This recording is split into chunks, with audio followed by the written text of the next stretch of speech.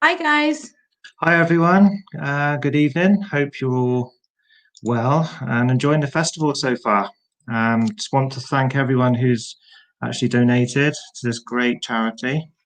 Um, yeah, so shall we? We are going to bring Gary on as he will be co-hosting with us tonight. Hi Gary. How you doing, Hi. Jess? Dave, hope you're okay. Yeah, we're very well, thank you. And yourself? Excellent, excellent. Just loving every minute of it. Yeah, it's great so far. Oh, it's been an amazing weekend. It's been an amazing weekend, yeah. Absolutely amazing. So tonight, guys, we will be speaking to Marti and Michael Parry. We're going to bring them on for you. If you have any questions, please feel free to ask. Hello. Hi, Michael. Hi, Marti. Hello. Hiya, folks. You okay? Lovely to see you. Yeah. We're doing great. Doing great. Weather's great. Could we get just so that everyone knows more about you, really? Could we get you to say a little something about yourselves? Well, we're both mediums. People make a mistake sometimes of thinking that I'm either projecting the image to Marty or, you know, all kinds of weird stuff. But really, Marty's a medium and I'm a medium, and we just happen to be married. We could both do it separately. Yeah, we could be independent. You know, we just married, though, right? So there's a misconception out there about that with people. The Marty might see people sometimes that I don't see because I'm busy talking to, you know, Uncle Bob or Auntie Lily, and Marty's Frank or Ed, you know, or somebody else. There are really cool moments where the person that's talking to me is also having their portrait drawn.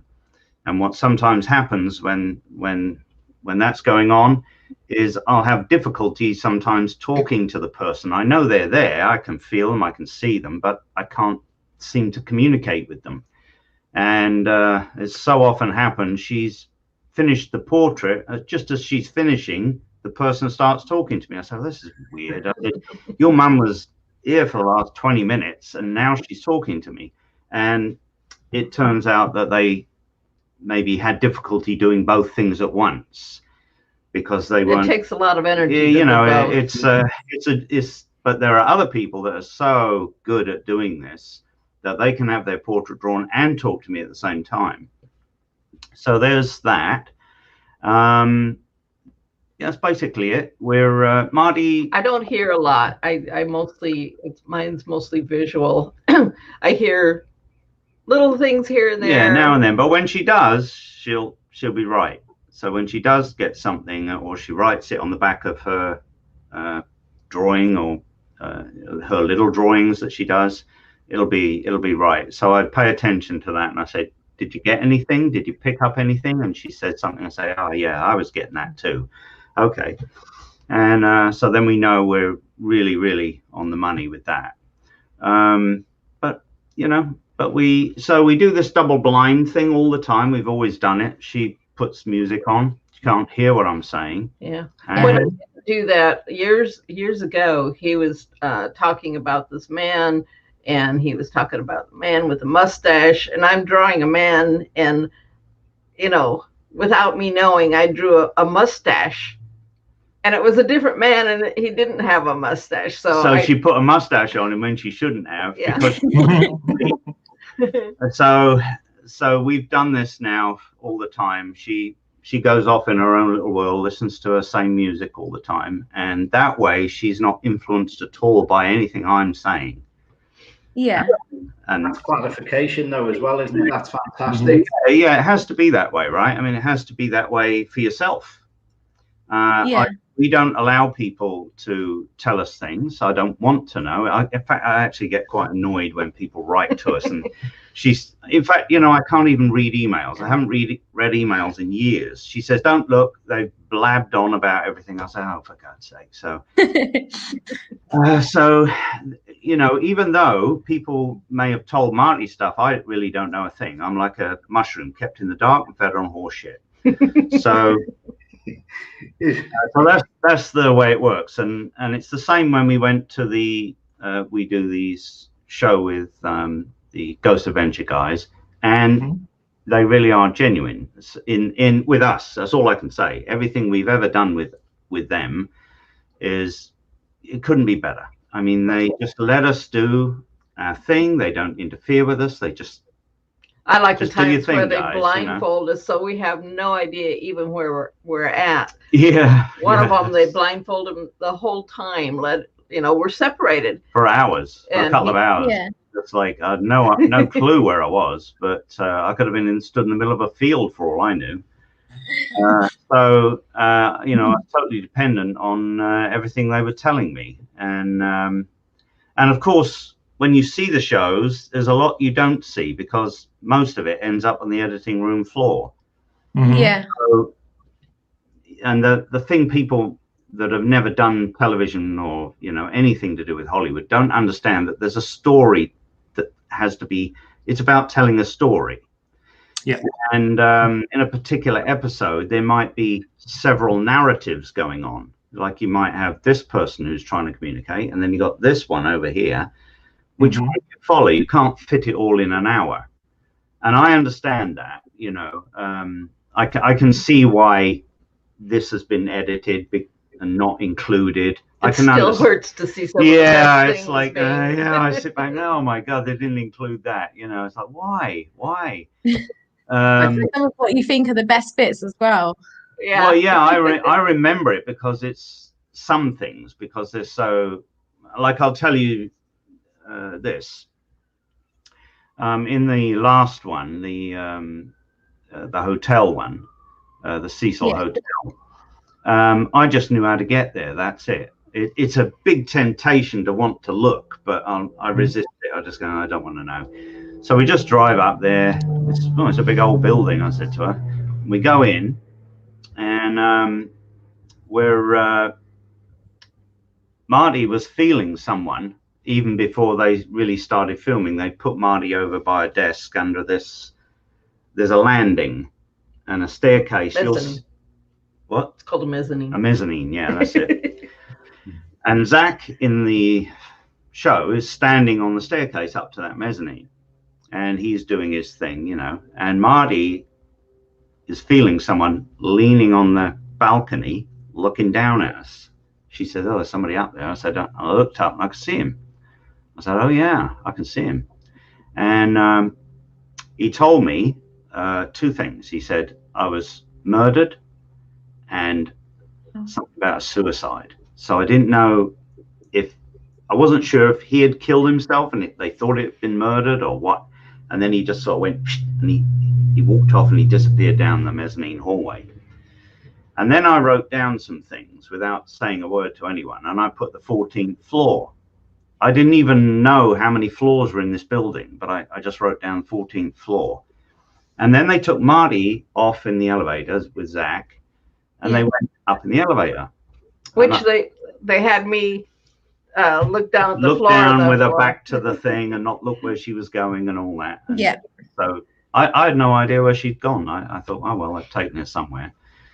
So then they took me up to the roof. And it was really cool, actually. I was sad they didn't include some of the shots because the moon was blood red from all the fire and everything. And I was like, wow, it's cool looking up here over the city, you know.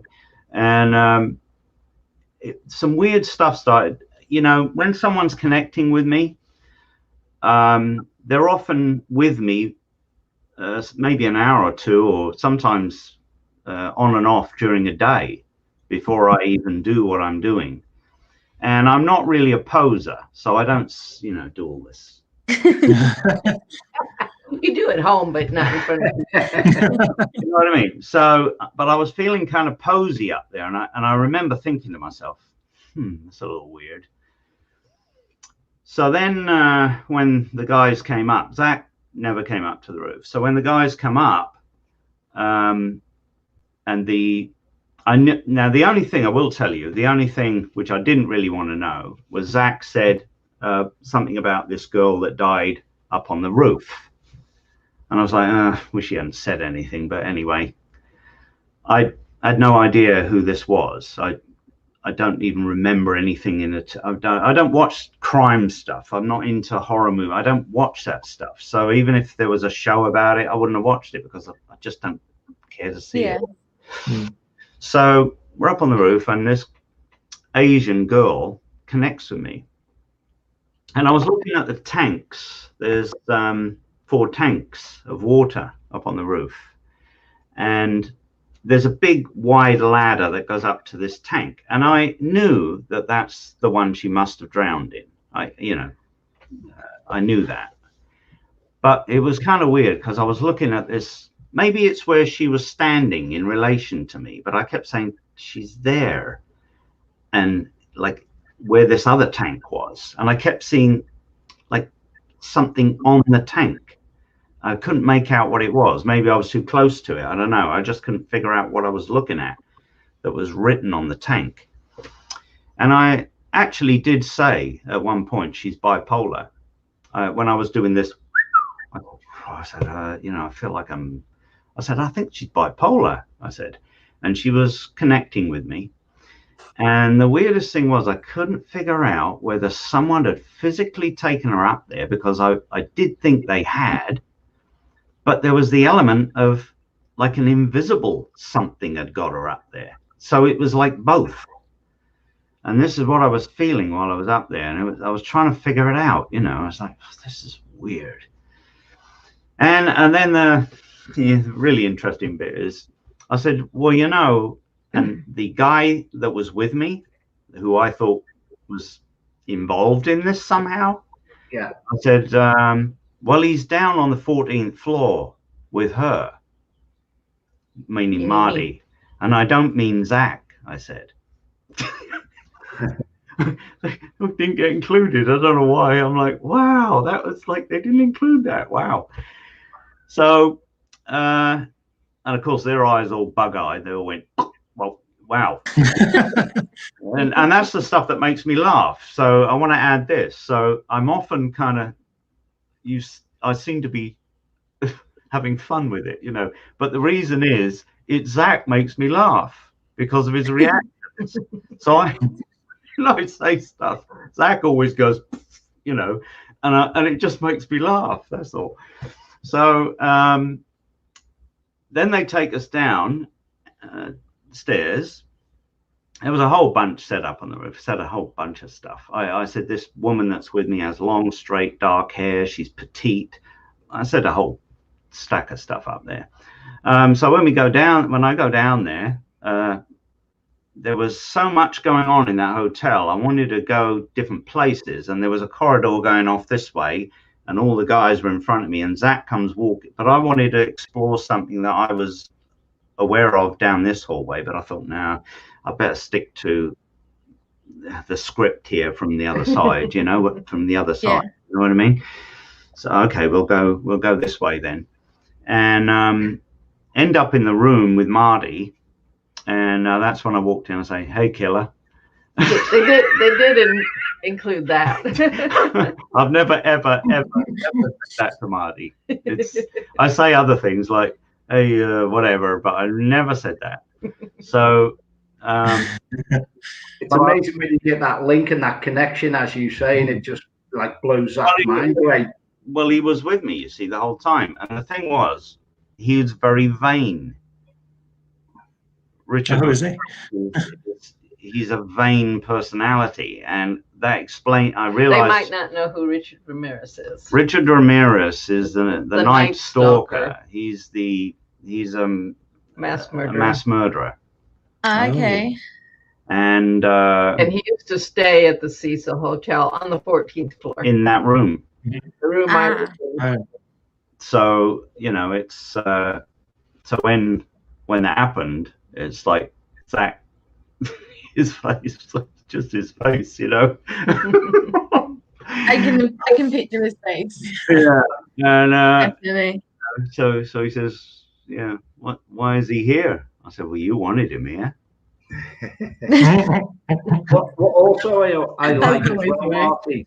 He says he's, what I think like is where you've got the pictures and your drawings, and then you've got the actual picture of a spirit as well. Do you log all your art? Do you log all your spiritual art? Do you log it, date it, and keep hold of it as well?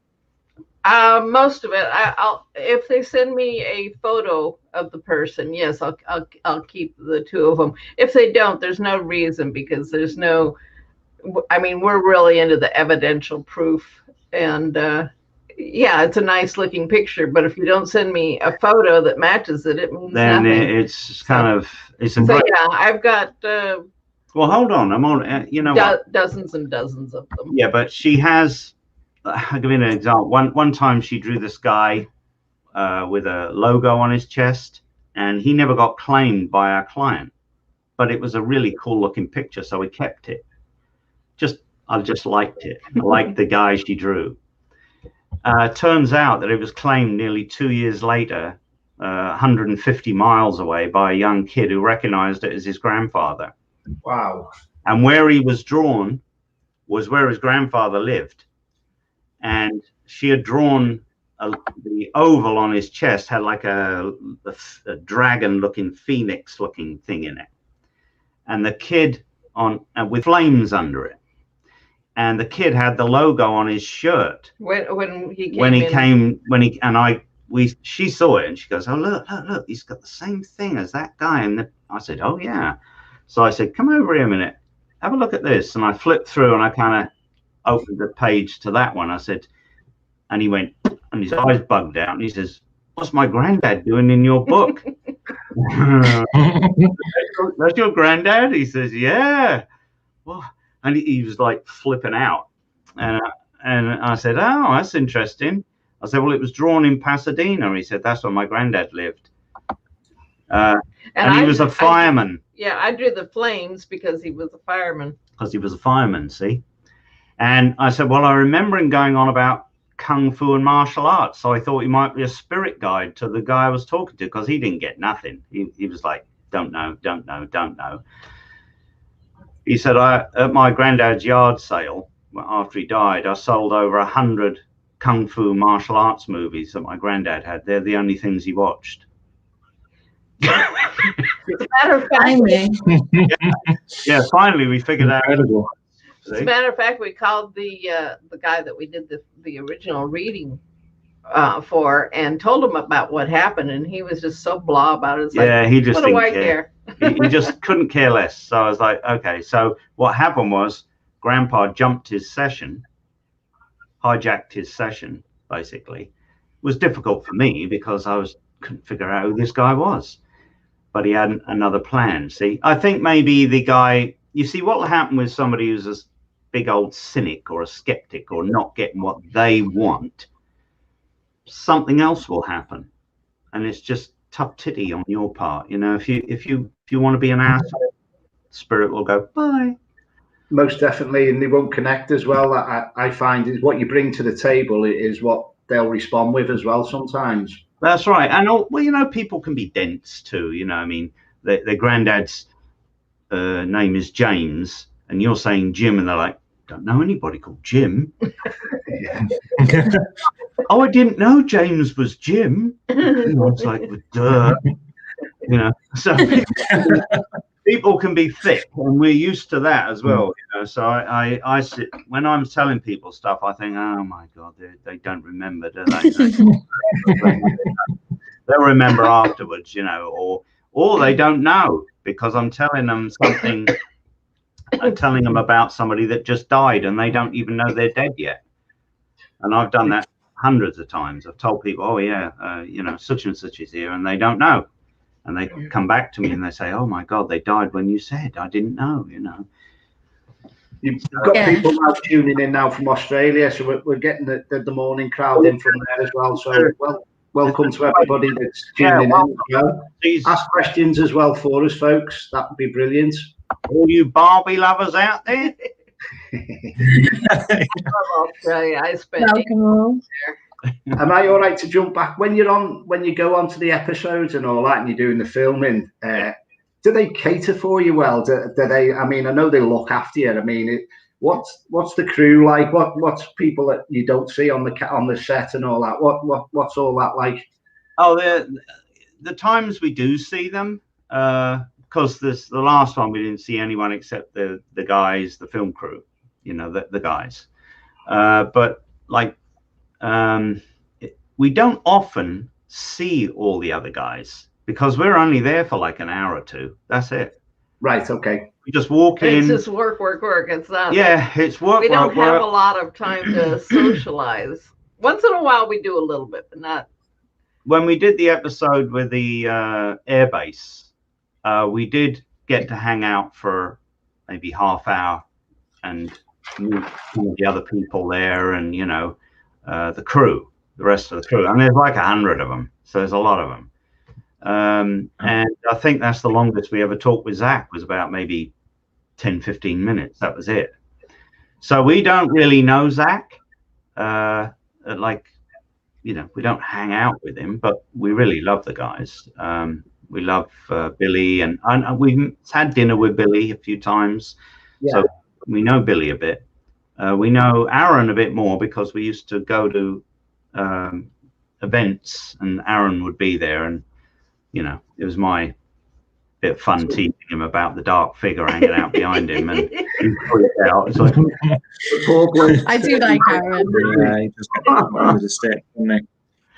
And Jay, we know Jay a little bit, you know, but they're all very nice guys. That's all. Yeah, they're really great guys, and they are serious. Love doing this the show with them. Yeah, because they are serious about it, and they do take seriously. Yeah, this isn't you know, Hollywood mumbo jumbo. They really are. They've got a thing about these. Whenever we come on, they say the Parrys know. You've got the. I remember we finished the Dorothy Puente one, and we're outside, and we're all gathered around, you know, and Billy says they have a thing on the set, the Parrys know all. I just laughed. So it's pretty funny. But yeah, they're a terrific bunch of people. Like I say, I don't know who has ultimate say over how the show gets put together. All I can tell you is that everything we've seen, everything you see with us is legit. There's no hanky panky going on. You know, they're not telling us. They really do blindfold us at the hotel, and they don't tell us anything, and we just come down. They put the blindfolds on, and off we go. So yeah, that's awesome. And as far as I'm concerned, that's awesome because they're really good about hiding anything that might give any hints. Yeah, there's no way you would know why you're there. It's just, which is great. Yeah. You know? And that's what you want. You want the evidence as raw as it can be. With going in blinds, you know, you don't want to know anything. And people, as you say, if people come to me for a reading and they'll go to ask a question, oh, is my mum here? And I'm like, whoa, stop. So you don't want to know all that, you know. Again, as both mediums, it just must be an amazing connection you got with each other.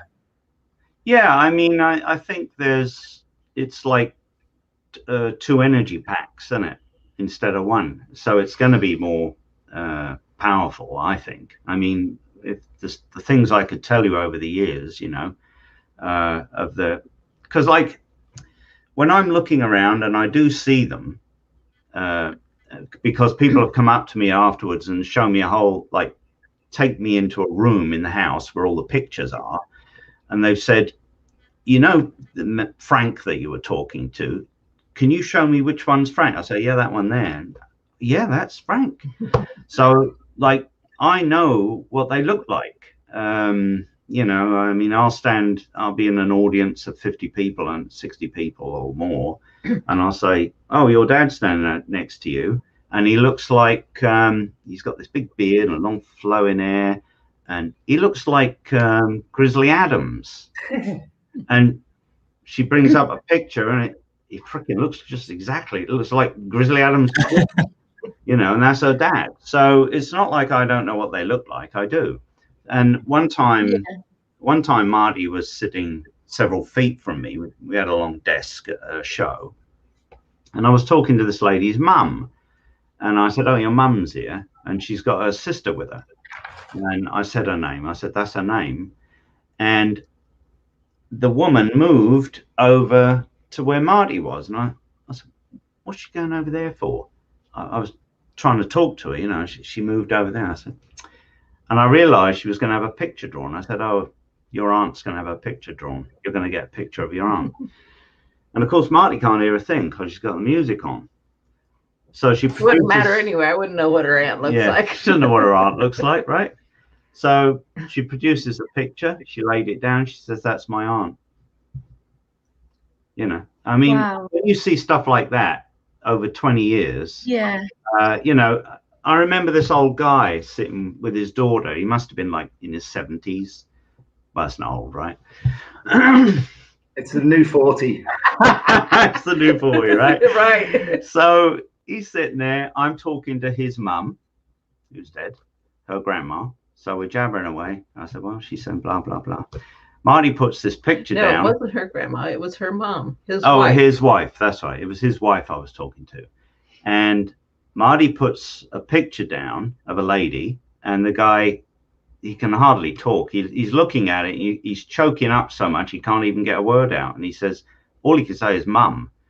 And his daughter's looking at the picture, and she says, no, that's not mum, Dad, meaning her father, her mum. And he finally says, no, it's my mum. And there's tears coming down his face. It's like, you know, that's what we do this for. Yeah. The rest of it, you know, the TV shows are great. I love being able to show people evidence, but the real crux of why we're doing this is to help people know that there's an afterlife. It's as simple as that. I was always told in development, if you give somebody a certain piece of evidence, doesn't matter how big or small, if you get a tear out their eye, you've done your job.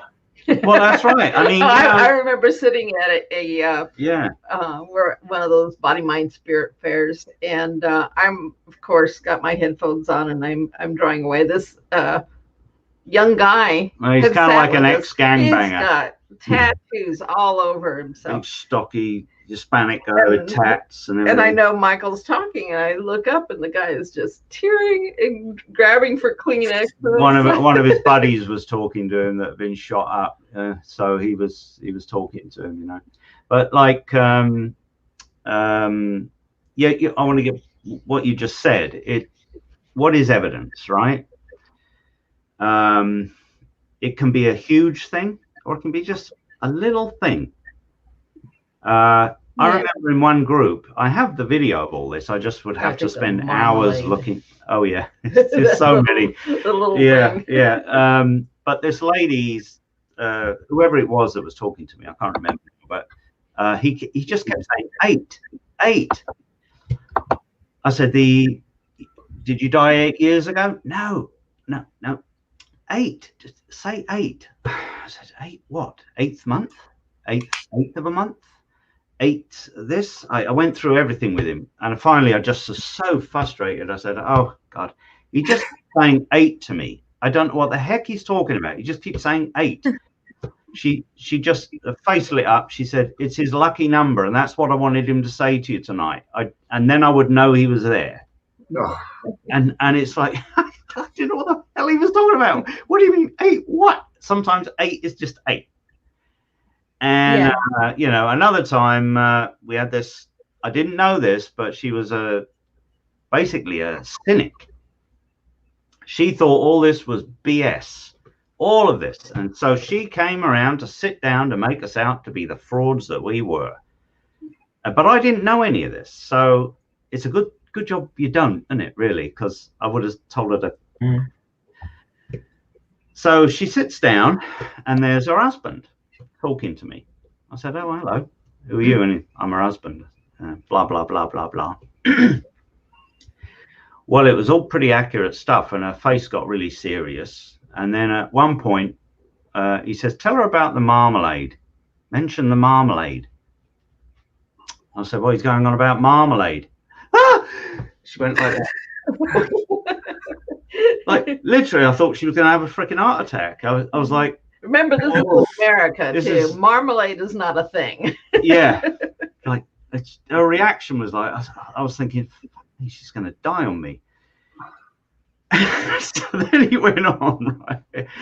And tears are starting to come. Her eyes are actually swelling up, like she's holding everything back. And Marty puts the picture down, and she let out this scream. She went, "Ah!" Like We thought she was going to have a heart attack right then and there. I never seen a reaction like it. I never seen anything like it. I was like, I was waiting for her to drop dead. Basically, I thought, "Oh my God, she's going to drop dead." She just kind of walked off. She was very demure and left, and kind of very quiet, and just thanked us and walked off. So I was concerned about her. So we got back home, and I thought, I've got to call this woman, see if she's all right, you know, make sure she's. That was bizarre. So I called her up, and that's why we have people write their numbers down, stuff, because something may come up, or I need to call them again for something.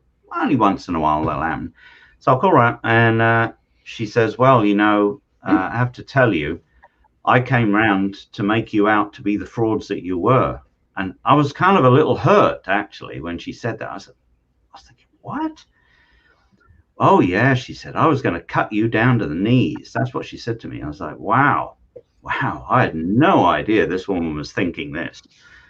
I said, "Oh, wow." I said, "Well, how are you feeling now?" She says, "Oh, well," she says, and she told me how she felt, you know, that she was convinced that I had talked to her husband. I said, "Well, can I ask you something? I'm curious now. What did the marmalade mean?" She said, "Well," she said, "my husband used to eat jars of marmalade. He'd get these huge jars of marmalade, biggest jars you could get. And she'd sit in front of the TV and eat half a jar of marmalade in a sitting." I've never heard of anybody doing this. I said, she said, and then it was his joke. He'd look at me and he'd say, "Well, we've eaten all the marmalade, you better get some more." And it was a big, I hate the stuff. She said, "I hate the stuff." And that was his big joke.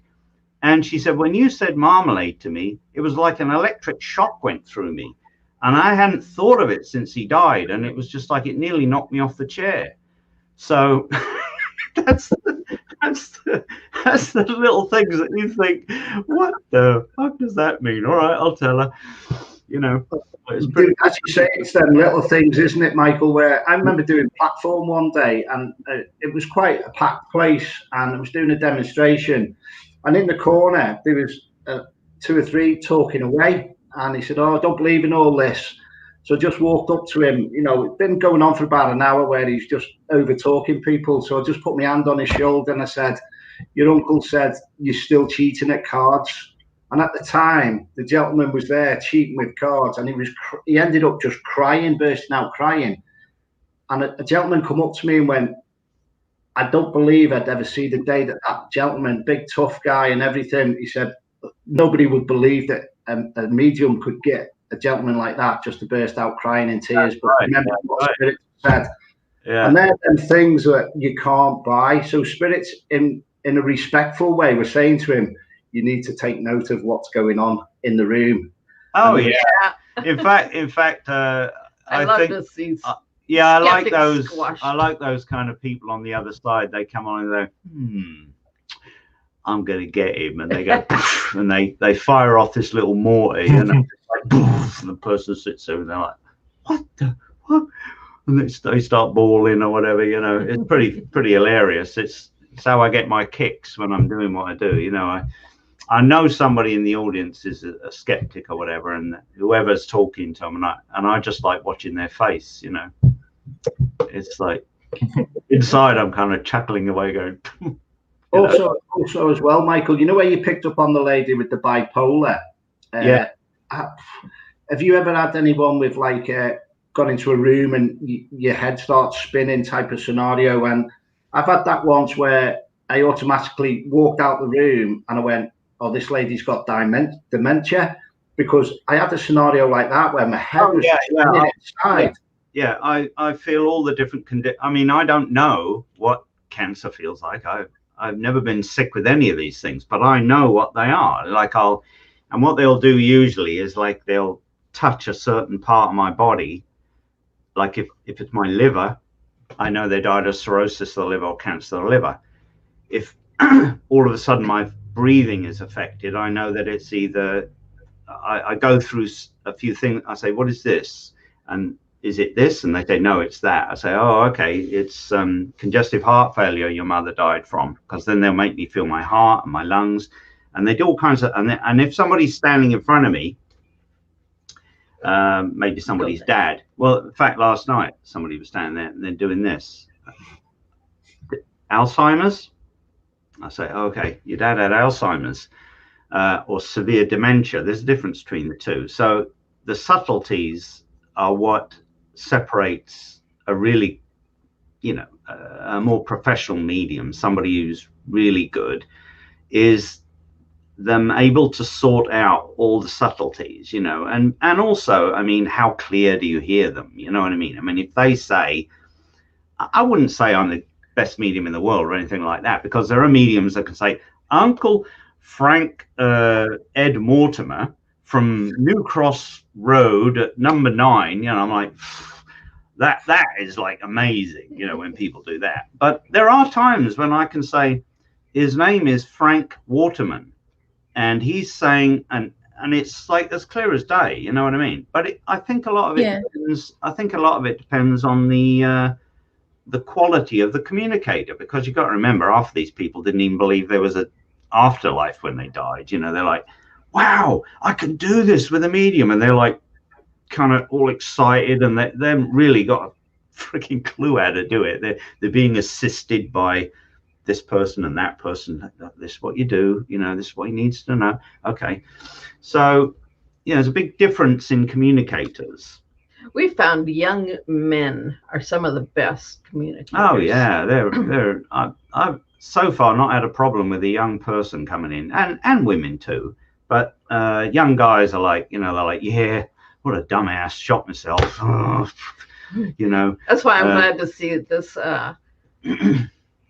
This is helping prevent suicide. Yeah, let's talk about that. We get a lot of suicides. I've talked to so many. I've lost count. I mean, hundreds and hundreds of. I've had sessions where like 6 members of the family have killed themselves, just for the one person that I'm talking to. It's like, oh my God, your father killed himself. He shot himself in the head. Your brother hung himself, and it's like, I was like, wow. Obviously, some suicides are not intentional, like if it's drug related, but they are in a sense rolling a dice, because you know, the what's that drug? Fentanyl. Oh my God, it's like one tiny speck of that stuff. It's so deadly. You know, people just don't realize that they lace it with that, like heroin, and this isn't like drugs back in the 60s even, you know, this isn't like that. And people messed around with stuff like that back then because they really didn't know, you know, it was just the thing to do, you know what I mean? But as people are educated now, you shouldn't be messing around with that stuff, because you're rolling, it's like you might as well put a bullet in the gun and roll it and go, oh, didn't go off that time, you know. That's what it is. And it changes the brain chemistry so much that I mean, they're so addictive. I mean, even weed, you know, is so addictive. It's like 5 times more addictive than it used to be, because it's way more powerful. They've potentized it. They've got it down, you know, this. So it's like, I don't do drugs. I've never done drugs. Well, it's a great course now again at the weekend. And well, this is a good thing in a way, because Marti can speak to its lethality, its danger. You know, she knows. Maybe it's some experience that she has that she can bring to the table. We don't think anybody should be doing drugs. In fact, my spiritual teacher wouldn't let anyone in the ashram unless if you even smoke weed. You know, I have a friend for years. He just died. He was adamant he could quit at any time he wanted off marijuana, weed. No, he couldn't. He was so addicted. He had to have it. So, but let's discuss. I don't know what. Well, we've actually prevented people from committing suicide before, like the one in the group where the lady, her. Oh yeah. No, the daughter. we were doing a session once. I'll have to find it. It's on films. I have it on film. So the spirit is telling me about someone that's alive. Yeah. And there's another thing that we need to maybe just highlight. The people, they're fixated on dead people. So they go to see a medium and they think everything that's being talked about is about dead people. No, they're talking about people here alive, by name, by, you know, they want to mention this. And so I said to this lady, do you know somebody by this name? And she says, well, that's a cousin, but he's alive. So then I named his brother. I said, and this name, that's his brother. Didn't commit suicide. Well, they're still here, but they didn't commit suicide, obviously. And she said, no, they're still alive. Because they were talking about somebody committing suicide, but they're alive. And I'm like, I don't understand. They have a sister, don't they? I said to her, yes. You have to call her because she's going to kill herself, I said. The session ended pretty much like within 10 minutes. Well, I think she actually left. She got up and left before I ended the group. And she wrote me back and she said, I called the sister and she was just about to kill herself. And I spent maybe 3-4 hours on the phone with her and told her if she ever feels like that again, she's to call me straight away. But she was literally just about to do it. So, yeah, so let's open it up for some questions. Maybe people have got questions about this or things. Yeah, there's just a brilliant question come in. And as you said, Michael, everybody's nice to support people, and that's what we're doing this weekend. Valerie West has just asked, have you ever worked with the police? Yes, lots of times. We have a show out there called Psychic Investigators. We have an episode of that where we... It's called the Halloween Homicide, it's called.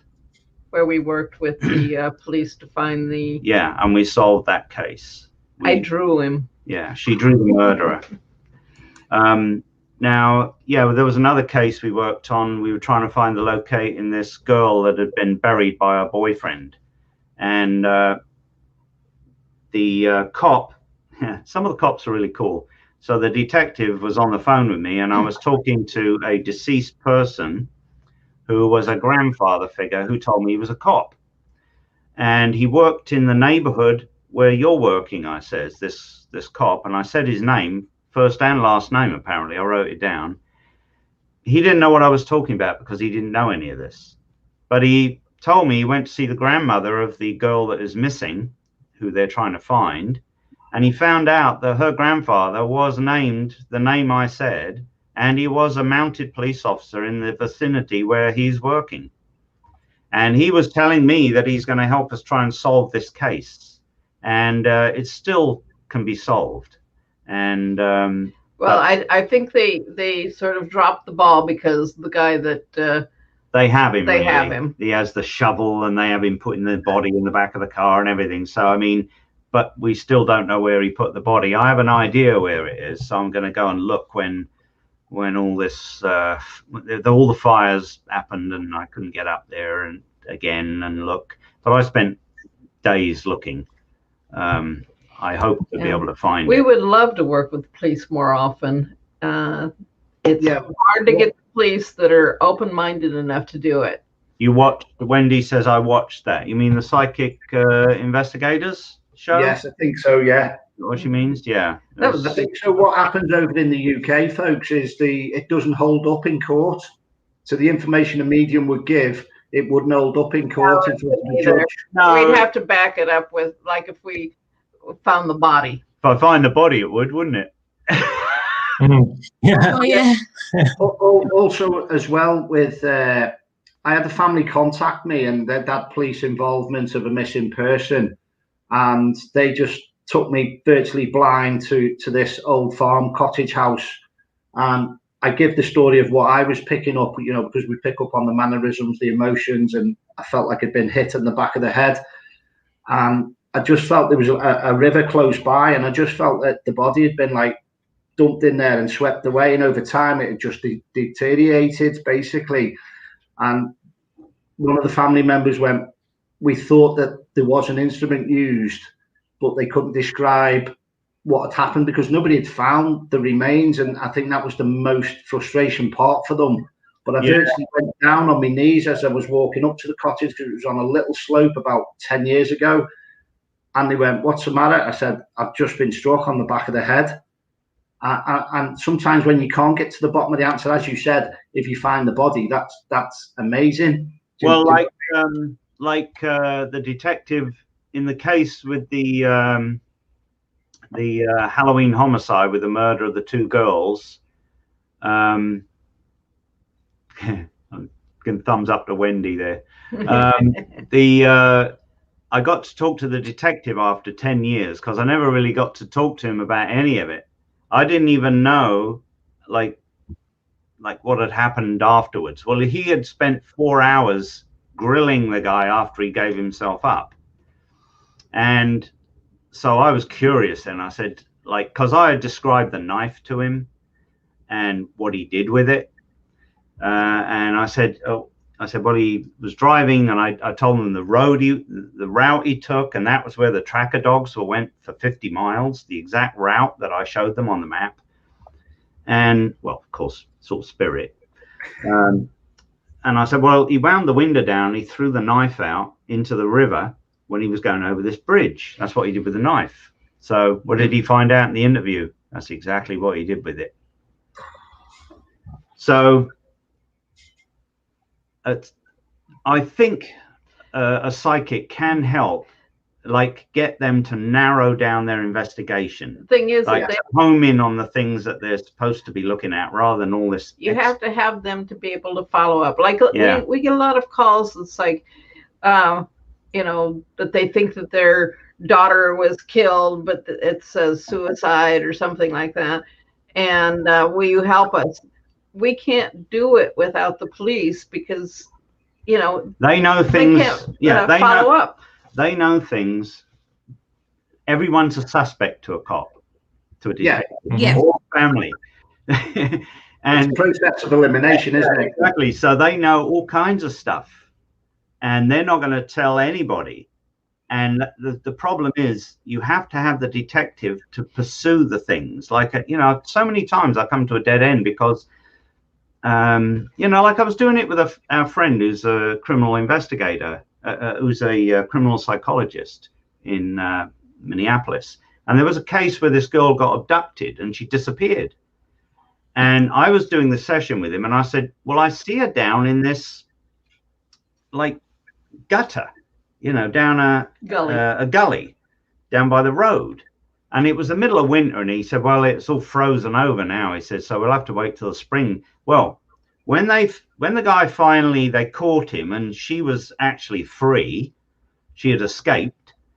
She talked about when they were driving away together, where he had her in the truck, that she ran out of the truck and fell down in this ditch, and he was going to leave her there, and or I think maybe he pushed her down in the ditch, and he drove off, and then he came back to get her. So she was down in this ditch. And that's what her dead mother was telling me, because I was connecting with the dead parents, and they described exactly what happened to me and who did it to them and everything. So, and if with the case, another case, what was his name? The young kid that got kidnapped, Wetterling, Joseph Wetterling. I think it's Jason. Joseph Wetterling, I think his name is. It's back in Minneapolis. Right. So it's a big case. So the guy that I thought, without going into a lot of detail, the guy that I told our friend had done it in this particular town, he got picked up for, they think he was the murderer, but he wouldn't talk. He wouldn't, and they didn't know where the body was, and he wouldn't confess. They had him as a kiddie diddler. That's all they could pin on him. Yeah. So my friend, the detective, was about to kind of give up on trying to get anything more out of him. They couldn't get anywhere. So our friend went to him and said, you need to go back to this guy and tell him. And he told him everything that we had said. And he said he'll confess. And he did. If he hadn't done that, Jacob Wettering's body would never be found because the guy wouldn't. I told you it was Jacob. Oh, it was Jacob. Yeah. Just totally fixated with all this, Michael and Marty. Hopefully, when we can get moving forward and all this current situation's gone, do you get called out to any house clearances or any poltergeist energies and stuff like that? I know you do private sessions and all that. Do you want to tell any folks anything about what you do? Private sessions over the phone or by Skype. We do them all the time. All over the world, no matter where you are. It works just as well as in person. Because they're with us. They stand in front of us and around us. And to find out more about that, you can go to our website. It's spiritart.com. Very easy.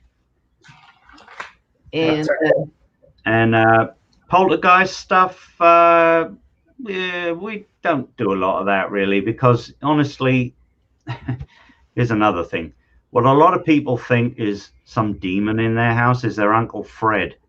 Just saying hi. Who's pestering them, you know. I mean, honestly, we had one lady that was getting her feet, you know, she was having somebody feel her feet every night. And it turned out to be, you know, we did a session with her, and it turned out to be her mother that was rubbing her feet because she had problems with her feet, and she was giving her healing at night. But so usually it's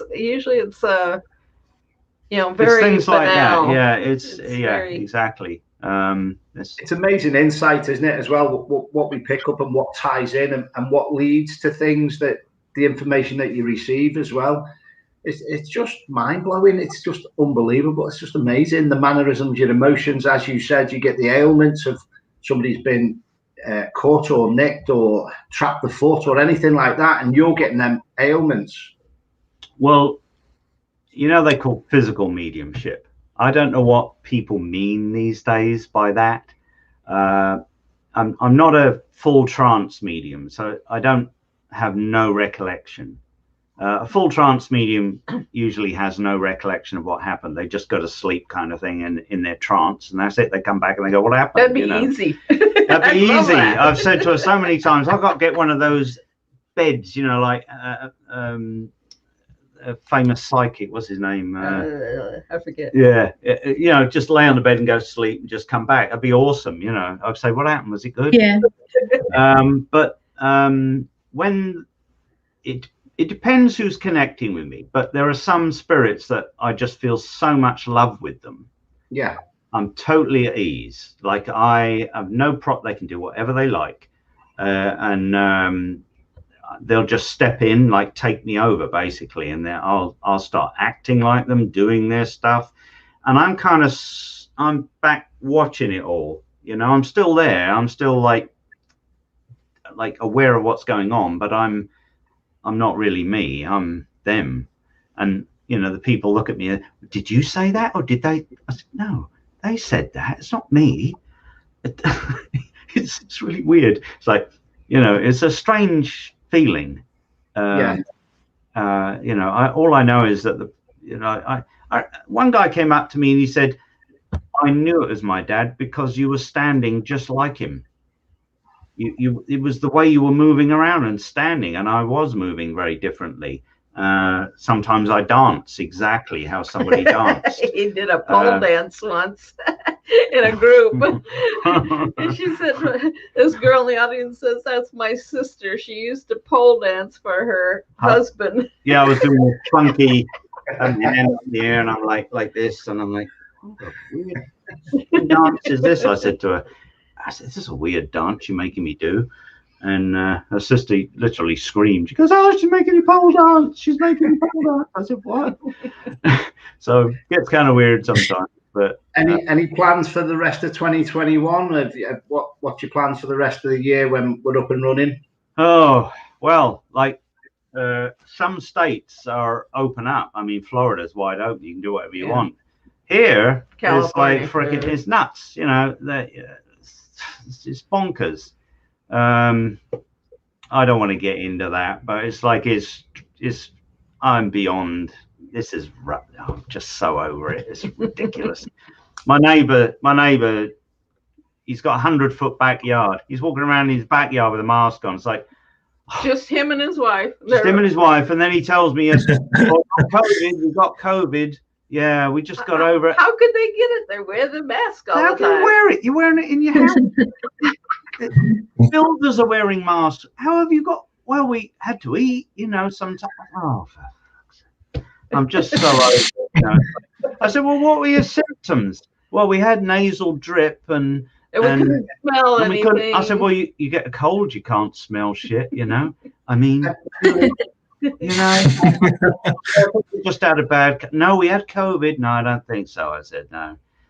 Are you going to bring any more books out? Are you going to do any books or anything like that? Well, if we do a book, it'll be a book with all Marty's pictures in and related stories and kind of really about our work. A binder with like about that many letters from different people about their experience that we got to do something with. Yeah, just you see, the thing with what you do is you talk about things with people. You're doing your session, and but if that lady like if you tell somebody something and they don't tell you what it meant, you just don't know.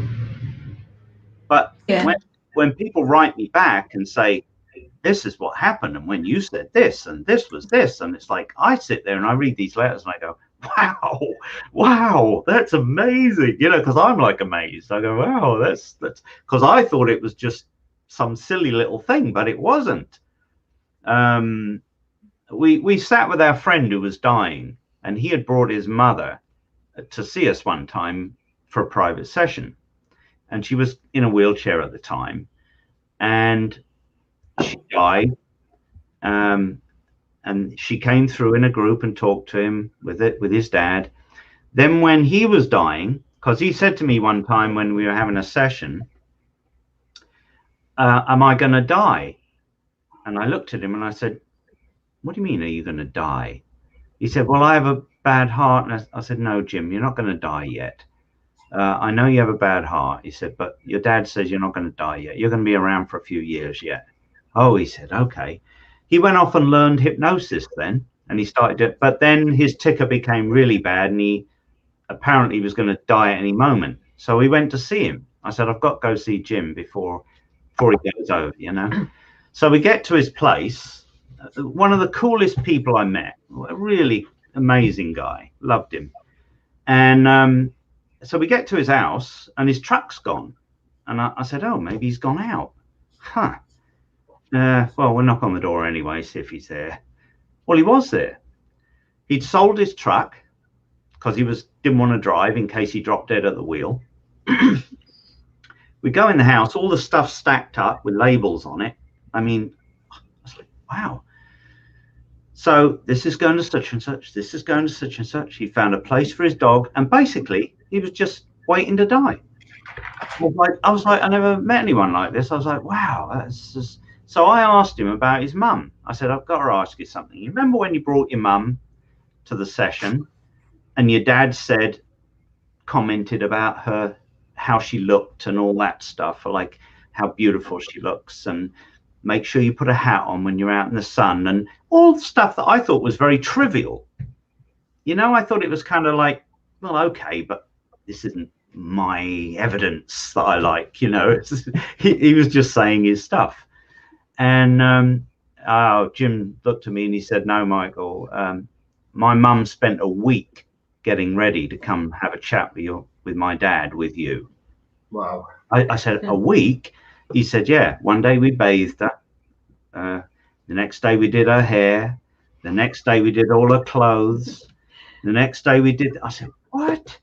She spent a whole week getting ready to come have a chat with her husband, his dad. I was like, wow. I was like, wow. And I never, ever do drawings by request, because it's like whoever on the other side poses for me is up to them.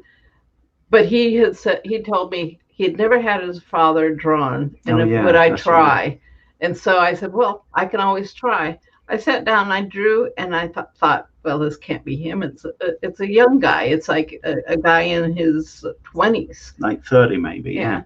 So I showed him the picture, and he said, "That's my dad when he was a young guy." That's my dad, he said. And And he then a showed few me the days later, picture, he and it was died. him. A few days later, he died. So, really cool guy. Right, folks, again, thank you for joining us. We've virtually come, well, the hour's flown, and just what a pleasure. I've just been riveted, as is Jess and Dave. I've just mind blowing. Just listening. Just impressive. The whole story's absolutely impressive. Being asked Yeah, on. thanks Thank you for very having us much, on. and what a great. Well, the reason you're doing it. Yeah, the suicide thing. Yeah, it's very important. Thanks for doing that. It doesn't solve anything. That's what people need to realize. If I could just finish with that, it does not solve anything. You're not solving anything. You're just putting off what you need to be dealing with, what you need to figure out. That's the message from the spirit world. It's like, this doesn't solve anything. You get over there, you're going to have to return and deal with it another time. That's all. You have to figure out a way forward, and you can. I tried to kill myself once when I was a teenager, and my whole body shook, and it shook me out of it. And I think the spirit world just went, "Don't fucking do that," and it woke me up. But we've all been there, most people anyway, who've been in very stressful moments. You just feel like giving up. Just don't. Right, again, thank you. Please take, there's a spammer just come on right at the back end of that. I've just deleted a few of the comments, so do not contact a certain person there. It's not part of our setup. Again, thank you for your time, Jess, Dave. Thank you very much. Thank you very much. Very much, guys. Really nice. Been a pleasure. Have a great show. Thanks for having us on. Thank you. Thank you. You're welcome. We're just going to play you a video, Thanks for your time, and I look forward to that book. Oh, all right. All right. I better get on it then. Bye, guys. We're just playing you a video, guys, before we leave.